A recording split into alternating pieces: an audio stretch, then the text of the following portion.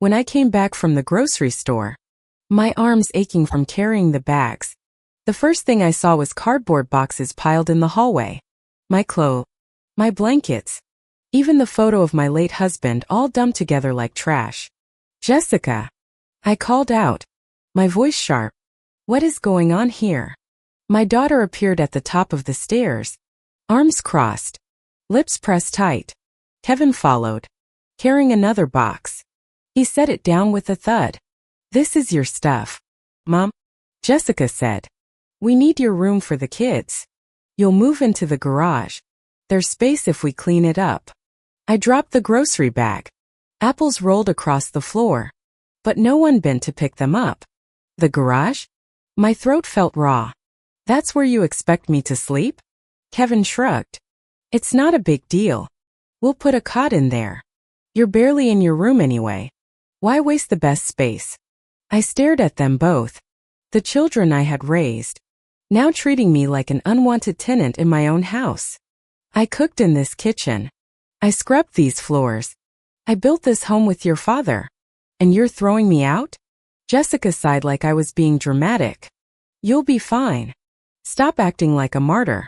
We have a family now. And our children come first." Their words stung worse than a slap. I need to pause here. If you're listening, I'm a mother who's lived long enough to know what betrayal feels like when it comes from your own blood. And if you want to hear how this story unfolds, subscribe and tell me where you're from. Because what happened next changed everything. I bent down slowly, picked up the photo frame from the box, and held it close. My husband's eyes stared back at me from behind the glass. "Come. Steady," I whispered under my breath. "You'd never believe how they treat me now." Kevin laughed. "Come on, Mom. Don't make it a big drama. It's just the garage." I looked him dead in the eye. "No, it's not just the garage. It's my dignity. And you'll regret thinking you can pack that away in a box." The air in the hallway grew heavy. They thought they had stripped me of everything, my space, my comfort, my respect. But they had forgotten one thing. I still had the keys to more than they realized. And I wasn't going quietly. The next morning, the boxes were still in the hallway. I barely slept that night, lying awake in what was left of my room, half empty, stripped of comfort. I could hear Jessica and Kevin talking downstairs, their voices low but sharp, like they were plotting a business deal instead of deciding their mother's fate. When I came into the kitchen, Kevin was already there, pouring himself coffee like he owned the place. Jessica sat at the table with her laptop open. She didn't even look up. "Morning," I said, forcing my voice to be steady. Jessica finally glanced at me. "We need to talk." I set my hands on the counter. "About what?" "You already made it clear last night. You want me out of my own room." Kevin took a slow sip of coffee before answering. "It's not just the room. Mom, we need to get things organized. You're not good with money anymore. Bills, counts, it's too much for you." I narrowed my eyes. "What are you saying?" Jessica closed the laptop and slid an envelope across the table. "Your bank card. Give it to us. From now on, we'll handle the finances. You'll still have an allowance. Don't worry." For a moment, I couldn't breathe. "Allowance? This is my money." Kevin leaned back in his chair. "Technically, it's family money. Dad left it for all of us. You've done enough. Mom, let us take it from here." I stepped closer, my hands trembling not from weakness but from rage. "Your father worked 40 years for that money. And you think you can just waltz in and take it from me?" Jessica's voice hardened. "Mom, stop being dramatic. We're trying to help you. You're making this difficult." I laughed bitterly. "Help me? By stealing from me in my own kitchen?" Kevin stood up, his shoulders broad, trying to tower over me. "We're not stealing. We're protecting the family from your mistakes. Remember when you paid for that roof repair last year? The contractor overcharged you by thousands. That wouldn't have happened if we were in charge." I shot back. "And who recommended that contractor?" "You did, Kevin. You pocketed the referral fee." For the first time, he flinched. Jessica cut in quickly, her voice sharp. Enough. Hand over the card. Or do you want us to go to the bank ourselves and freeze the account? Because we can. We're on the paperwork too. The room went quiet. I could hear the refrigerator hum, the faint ticking of the clock on the wall. I looked at their faces, my children. My blood so cold, so sure they were entitled to everything I had. I reached into my purse slowly, pulled out the worn leather wallet, and set it on the table. Their eyes lit up like predators who smelled blood. But instead of the card, I pulled out a small brass key. I held it up, letting the sunlight catch the metal. What's that? Kevin frowned. I smiled faintly. Just a reminder. There are things in this house you don't control. Not yet. Jessica rolled her eyes. Stop with the theatrics. Mom, you're not scaring anyone. I tucked the key back into my wallet, then slid the bank card across the table. Fine. Take it. Let's see what you do with it. Jessica snatched it up eagerly, slipping it into her laptop bag. You'll thank us later. Kevin grinned. This is for the best. Mom, trust us. Trust. The word tasted like poison. I turned away before they could see the tears in my eyes. But as I walked back to my half-empty room, I touched the brass key in my pocket. It was more than a symbol. It opened a drawer in the attic, one they didn't know about.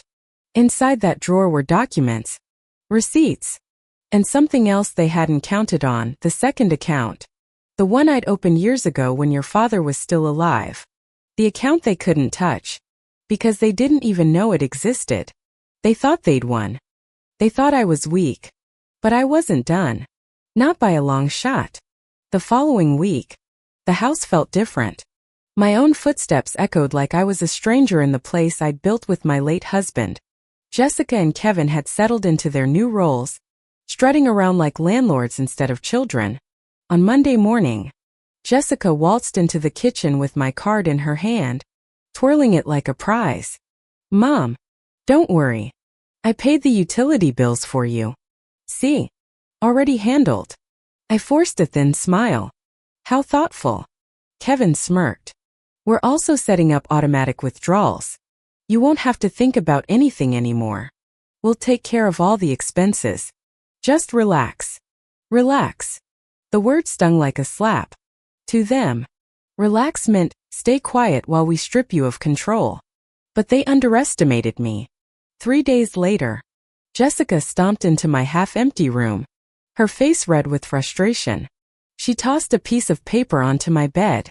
What is this? She demanded. Picked it up.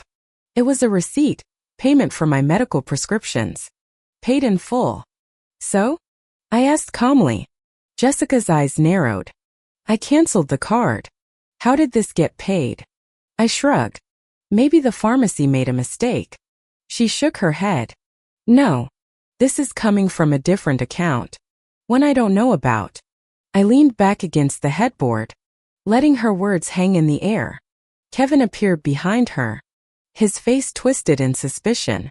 You've been hiding money, haven't you? Money your father and I worked for. I said evenly. Not yours. Kevin stepped closer, his fists clenched. You think you're clever? That little savings account won't last forever. We'll find it.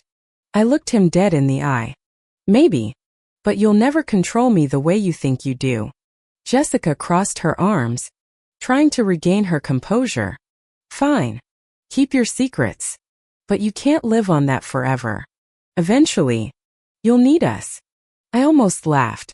If only she knew. That night, I went to the attic when the house was quiet. Dust swirled around me as I pulled down the old wooden ladder and climbed up, one step at a time. In the corner sat a trunk, our trunk, the one my husband and I had used to store family documents. I unlocked it with the brass key from my pocket. Inside was a folder of receipts, a few faded photographs, and the passbook for the account I had opened decades ago. The balance wasn't just comfortable. It was enough to carry me through the rest of my life. I traced my husband's handwriting on an old note he'd left tucked inside. Always keep something for yourself. Margaret. One day you'll need it. Tears blurred my vision, but I wiped them away quickly. He had been right. He had known. Even then, that love sometimes curdled into greed. Downstairs, I could hear Kevin's laughter, Jessica's sharp voice on the phone. They thought they were in control, cutting me off, boxing me in. But the bills kept getting paid. The lights stayed on. My prescriptions arrived on time. And every small reminder that they hadn't won drove Jessica and Kevin closer to rage. It was only a matter of time before they made their next move. And when they did, I would be ready. 2 days passed before the next blow came. I should have known it was coming. The way Jessica's eyes had burned when she discovered my bills were still being paid. The way Kevin muttered curses under his breath like a man nursing a wound. That morning, I went to fetch something from the kitchen drawer, my spare keys. The little brass ring had always carried the keys to my car, the basement, and the attic. But when I pulled the drawer open, the ring was gone. I stood there staring at the empty space, my chest tight. Looking for these? Jessica's voice floated from the doorway. She dangled the key ring in her hand, smiling like a cat with a trapped mouse. Why do you have those? I asked, my voice sharper than I intended. Because you don't need them anymore. She said sweetly. We'll drive you where you need to go. We'll decide what parts of the house you can use. You should be resting, not wandering into the attic or basement. Kevin appeared behind her, his arms crossed. You're too stubborn. Mom, if you won't let us handle things with your money, then we'll handle things with your life. You don't get to lock doors, dash secrets, or sneak around. Not anymore. My fingers curled into fists. This is my house. Jessica's smile vanished. Correction. It was your house. Now it's a family home. And you're only part of it if you cooperate. Otherwise, you'll make things harder for everyone. She slipped the key ring into her pocket. From now on, no locked doors. No secret rooms. No going out without telling us. Kevin added. And don't bother trying to take the car. I already pulled the battery out. You're not driving anywhere alone. For a long moment, I couldn't speak. My own children had reduced me to a prisoner in my home. Finally, I said quietly, do you even hear yourselves? Do you understand what you're doing? Kevin leaned closer, his breath hot with anger. We're saving you from yourself. You don't know what's best anymore. But we do. I forced myself to meet his stare. You're not saving me. You're stripping me. Of dignity. Of freedom. Of respect. And one day, you'll pay for it. Jessica rolled her eyes. Threats? Really? Mom? That's pathetic. She turned and walked away. The sound of the stolen keys jingling in her pocket. Kevin lingered. His expression hard. You'll give in eventually. You always do. Then he followed his sister, leaving me standing in the hollow silence of the kitchen. I went back to my half-empty room and sat on the edge of the bed. For a few minutes, despair threatened to drown me. They had my keys, my car, my privacy. Soon they would try to take even more. But then I remembered the brass key in my wallet, the one I had shown them once, just to taunt them. They thought they had collected everything. But they had forgotten that single key. I pulled it out, running my fingers over the cool metal. It wasn't just a symbol. It was access to the trunk in the attic, to the papers they still didn't know existed, to the small cache of emergency cash my husband and I had hidden years ago. I whispered his words under my breath again. Always keep something for yourself, Margaret. One day you'll need it. Well, that day had come.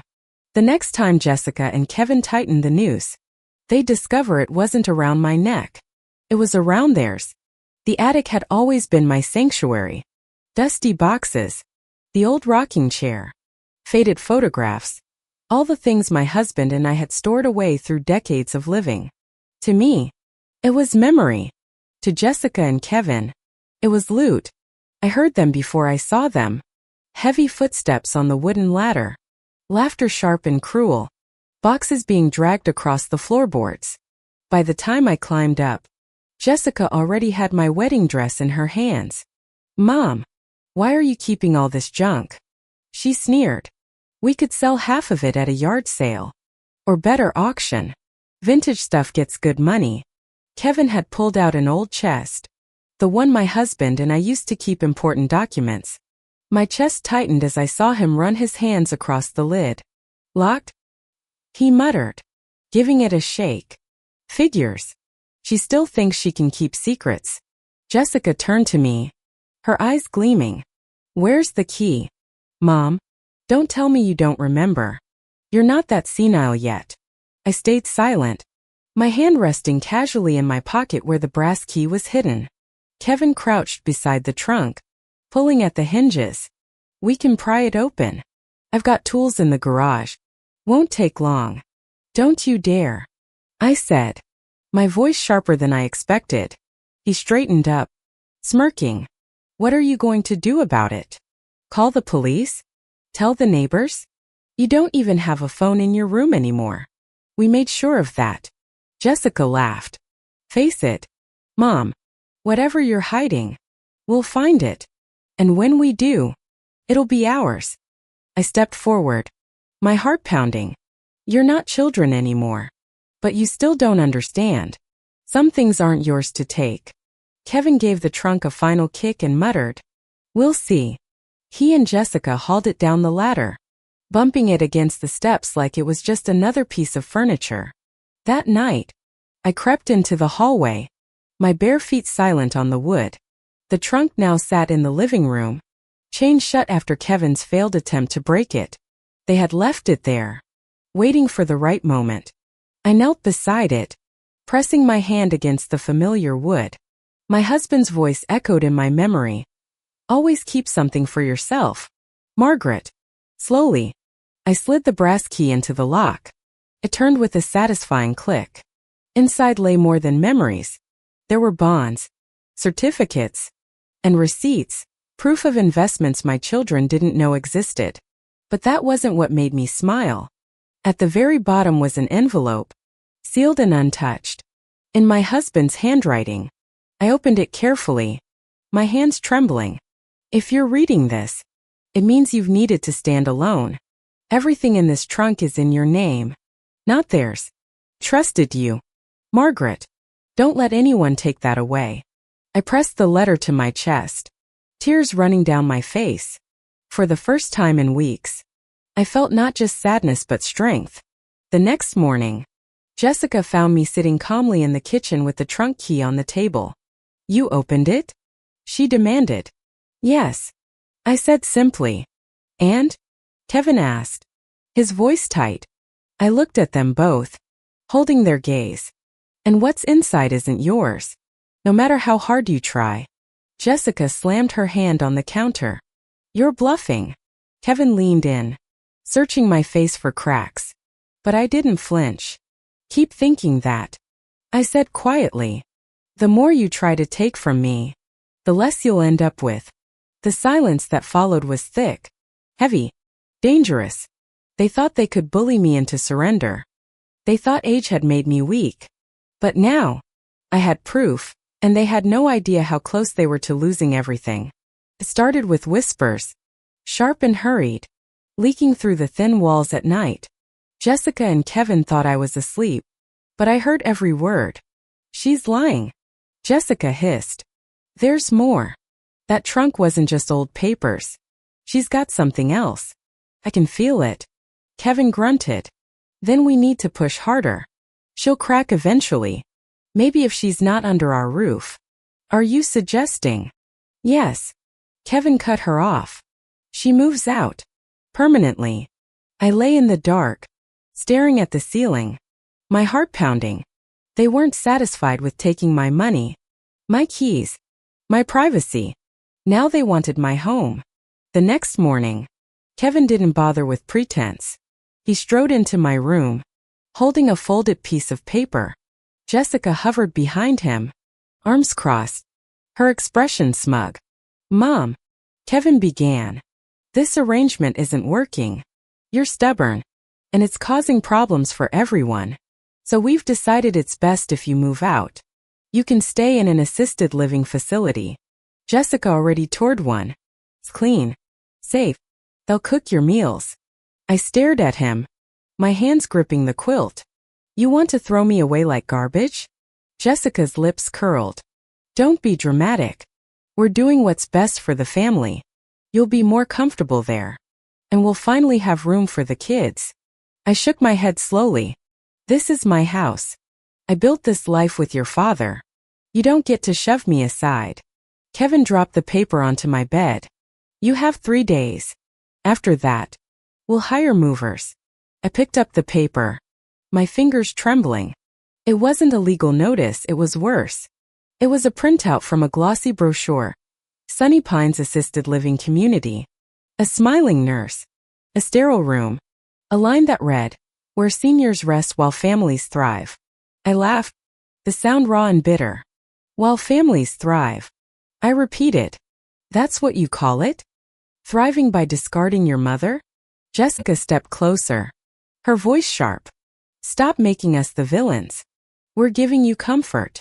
You should thank us. Thank you? My voice cracked like a whip.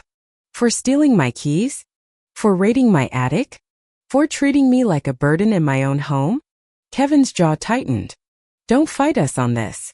You're leaving. That's final. They turned and left, slamming the door behind them. I sat there, clutching the brochure, the edges crumpling under my grip. For a long moment, despair pressed down on me like a weight I couldn't bear. Then, slowly, the despair shifted into something sharper. Resolve. That night, when the house fell quiet, I slipped the brass key from my pocket again. My steps carried me back to the attic, to the trunk I had carefully locked once more. Inside, I retrieved the envelope of documents my husband had left me. Bank slips, titles, receipts, all proof that the house, the accounts, even the land itself, were in my name alone. I spread the papers across my bed, my husband's handwriting dancing before my eyes. He had trusted me to guard our life, not surrender it. Jessica and Kevin thought they had stripped me of everything, but they had only stripped away the illusion. They believed I was powerless, yet the truth was locked in my hands. 3 days, they had said. 3 days before the movers came. I smiled grimly to myself. In 3 days, it wouldn't be me packing boxes. It would be them. The first day after their ultimatum, the house no longer felt like mine at all. Jessica and Kevin moved through it like conquerors, not children. They didn't even try to hide what they were doing anymore. Boxes lined the hallway again. But this time they weren't filled with my belongings. They were filled with their plans. Jessica stacked toys and furniture, measuring corners of my room with a tape measure, muttering about paint colors. Kevin dragged a desk into the living room and spread papers across it. Mortgage statements, insurance bills, even grocery receipts. He leafed through them with the arrogance of someone who thought he already owned everything he touched. I watched from the kitchen doorway, my hands clenched around a teacup. You'll like Sunny Pines, Mom, Jessica said without looking up. They have bingo nights, gardens, even a little choir. You've always liked singing, haven't you? Kevin chuckled. She'll be fine there. And meanwhile, we can finally modernize this place. Get rid of the old carpets. Redo the kitchen. Maybe even put in a home theater. It'll raise the value. My chest tightened. They weren't talking about making a home. They were talking about remodeling my life out of existence. That night, I sat in my half-empty room with the documents spread out on my bed. Titles. Bank slips. Contracts in my name. Proof that the house and everything in it was legally mine. They had no claim, no right, but I couldn't reveal it too soon. Timing mattered. They had set a 3-day deadline. That meant the moment to strike was approaching. On the second day, Jessica grew bolder. She entered my room without knocking, eyeing the trunk in the corner. You should start packing, Mom, she said casually. Only 2 days left. Movers are expensive. You don't want to waste their time. I kept my voice even. What if I don't go? She tilted her head, smiling in that condescending way that always made my stomach turn. Then we'll make you. It's not like you have anywhere else to go. I let her believe it. Let her believe I was cornered. Kevin joined her later, pulling open my dresser drawers. He tossed my sweaters into a pile, rifling through jewelry boxes like a thief. This necklace, he said, holding up the locket my husband gave me on our 20th anniversary. It's nice. Might be worth something. Put it down. I snapped. Standing. He smirked, slipping it back into the box with exaggerated care. Relax. Mom. Just curious. You'll have less to worry about when you move. I wanted to scream, to claw the smugness from his face, but I forced myself to stay calm. 3 days. I reminded myself. Just 3 days. On the third morning, the final day, I found them in the living room with a man in a polo shirt and khakis. He held a clipboard, nodding as Jessica pointed around the house. This is the master bedroom, she said brightly. We'll need the movers to clear it out. Furniture, clothing, everything. It all goes to storage. My breath caught in my throat. They weren't even waiting anymore. They had called the movers early. The man scribbled notes. Kevin clapped him on the back. Good. We'll settle the bill when you finish. By tomorrow, this place will finally be ours. I stepped into the room, my voice cutting through their laughter. No, I said firmly. They turned, surprised. This house will never be yours. I continued, holding their gaze. Not today. Not tomorrow. Not ever. Jessica rolled her eyes. Mom, please, don't embarrass yourself. You don't have a choice. Kevin grinned, certain of victory. Your 3 days are up. Movers are here. Time's over. But what they didn't know, what they couldn't know, was that time had never been on their side.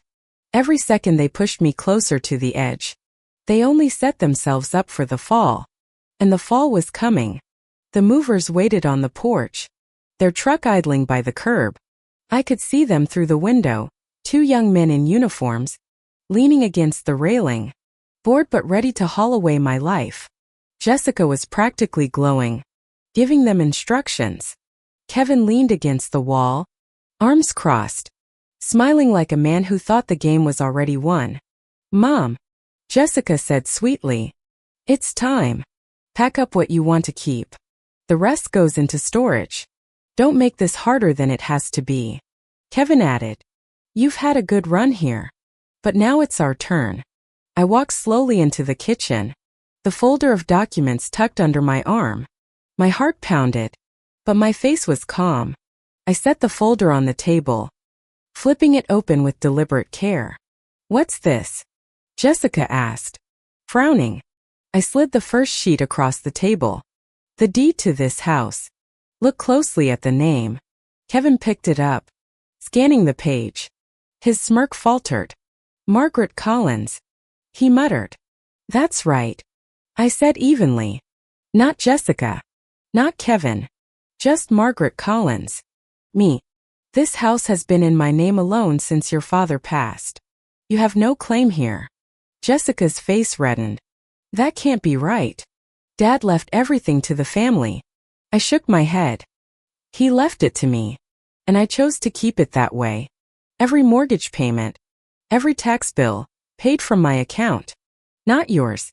I pulled out the next paper, sliding it forward. And this? The account statements. The money you thought you froze? That was never my only account. I've maintained separate savings for years. You never touched a dime of it. Kevin's jaw tightened as he scanned the numbers. His voice cracked. This is thousands. More than enough. I cut him off. Enough to live comfortably. Enough to keep this house. Enough to make sure I don't need you. Not now. Not ever. Jessica slammed her hand on the table. The sound sharp. You hid this from us? I met her glare. No. I protected it. From greed. From entitlement. From children who would rather strip their mother of dignity than show her respect. The silence that followed was heavy, broken only by the hum of the refrigerator. The smug confidence drained from their faces, replaced by shock and something darker, fear.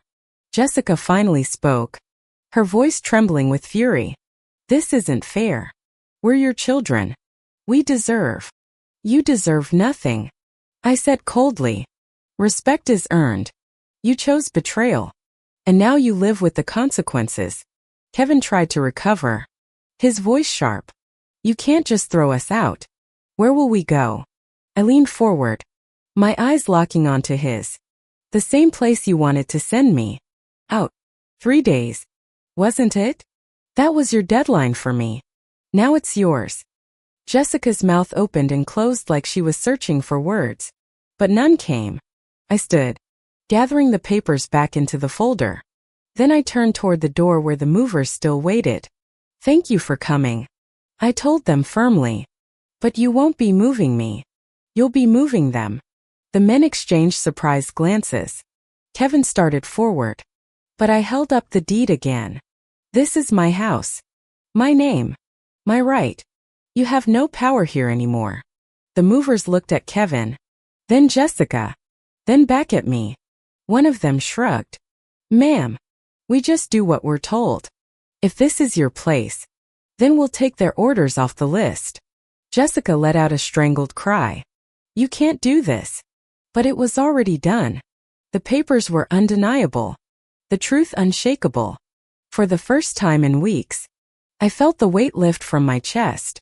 They had tried to box me in, strip me bare, reduce me to nothing. But now, the boxes waiting on the porch were no longer mine. They were theirs. The movers had already started back toward their truck, muttering between themselves. Jessica's face was pale, her lipstick smudged where she had bitten her lip in rage.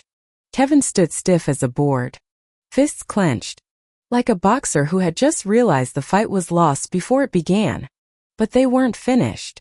Mom, wait, Jessica said suddenly, her voice pitched higher, too bright to be sincere. Maybe we rushed things. We didn't mean to hurt you. You know we only wanted what's best.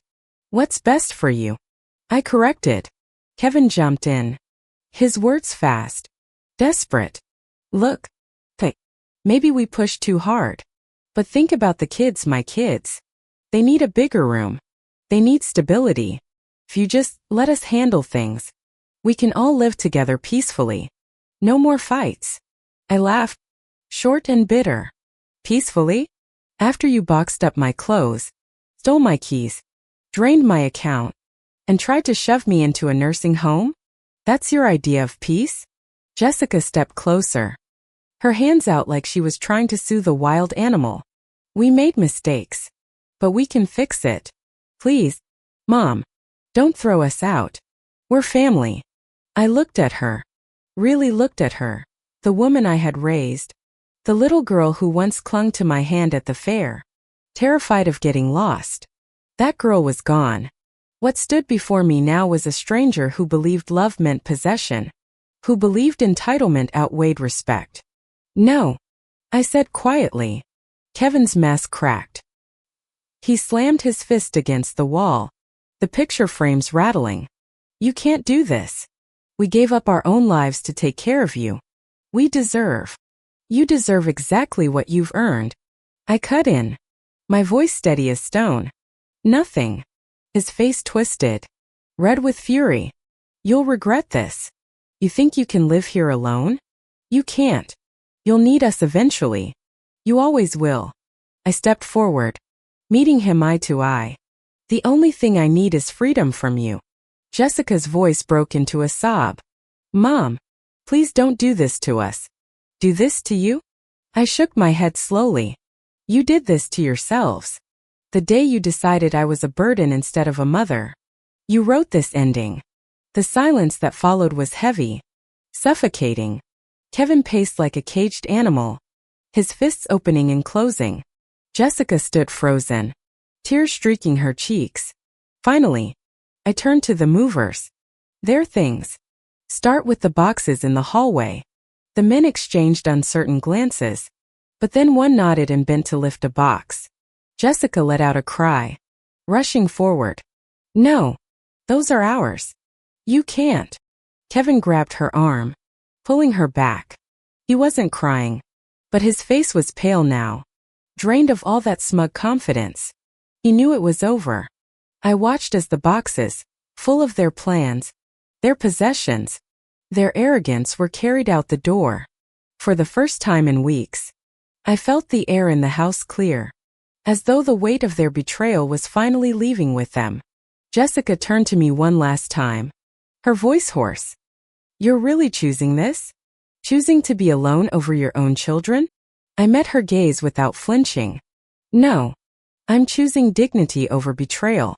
And I'd make that choice every time." She stared at me like she didn't recognize the woman standing before her. Maybe she didn't. Maybe I didn't either. The front door slammed as the movers carried another box out. Kevin muttered something under his breath, but I didn't ask him to repeat it. Their time here was over. And for the first time in years, maybe decades, the house finally belonged to me again. The last box thudded onto the moving truck. The sun had dipped low, staining the sky orange and purple, shadows stretching across the front yard like long fingers. The movers wiped sweat from their brows, slamming the truck's door shut. Inside the house, the silence was deafening. Jessica stood in the middle of the living room, staring at the empty shelves, the bare floor where her children's toys had been. Her face was pale, streaked with dried tears. Kevin paced by the door, muttering curses under his breath. Every so often, he would glance at me as if daring me to back down, but I didn't flinch. One of the movers stepped back inside, holding out the clipboard. "Ma'am, just need your signature to confirm the move." I took the pen and signed my name with a steady hand. Margaret Collins. The ink bled dark and certain across the page. For the first time in a long time, my name felt like armor. Jessica broke the silence. Her voice was soft, almost childlike. "Mom, please, this doesn't have to be the end. We can fix this. We can stay. We'll do better." Kevin scoffed, bitter. "Don't beg her, Jess. She's made up her mind." I looked at them both. Really looked. Jessica with her trembling lip and watery eyes. Kevin with his clenched jaw, anger covering fear. For a brief moment, the weight of motherhood tugged at me, memories of scraped knees, bedtime stories, tiny hands holding mine. But those children were gone. In their place stood adults who had chosen greed over love, entitlement over respect. I straightened my shoulders. "No. This is the end. You had your chance to be my family. You chose to be my jailers instead. And I won't live in chains." Jessica sobbed, pressing her hands to her face. Kevin grabbed the doorknob, his movements sharp. Frustrated. "You'll regret this." He spat. "When you're old and sick and alone, you'll wish you hadn't done this." I stepped closer, my voice calm but cold. "I'd rather be alone in dignity than surrounded by betrayal." The words hung in the air, heavy as stone. Kevin yanked the door open. Jessica hesitated, her eyes darting between me and the movers. For a second, I thought she might drop to her knees, might beg me again. But then Kevin pulled her outside, and she followed like a shadow. The door slammed shut behind them. The sound echoed through the house, final and absolute. I stood there, the folder of documents still clutched in my hand, the brass key warm in my pocket. For the first time in weeks, I let myself breathe. The air felt different, lighter, freer. Mine. The movers climbed into their truck, the engine roaring to life. I watched through the window as it rumbled down the street, carrying away not just boxes but the last remnants of my children's arrogance. When the sound faded, the silence that remained was not emptiness. It was peace. Turn, walking slowly through the house. Each room echoed with memory, laughter, arguments, quiet nights with my husband. And now, finally, with something else, respect. In the hallway, a small photo frame leaned against the wall. Picked it up. My husband's face smiled back at me, calm and steady, just as it always had. "They thought they won." I whispered. "But you and I, we always knew better." I set the frame on the mantel, where it belonged. Then I looked toward the door they had just walked through. my voice low but firm. The eviction was never mine. It was theirs.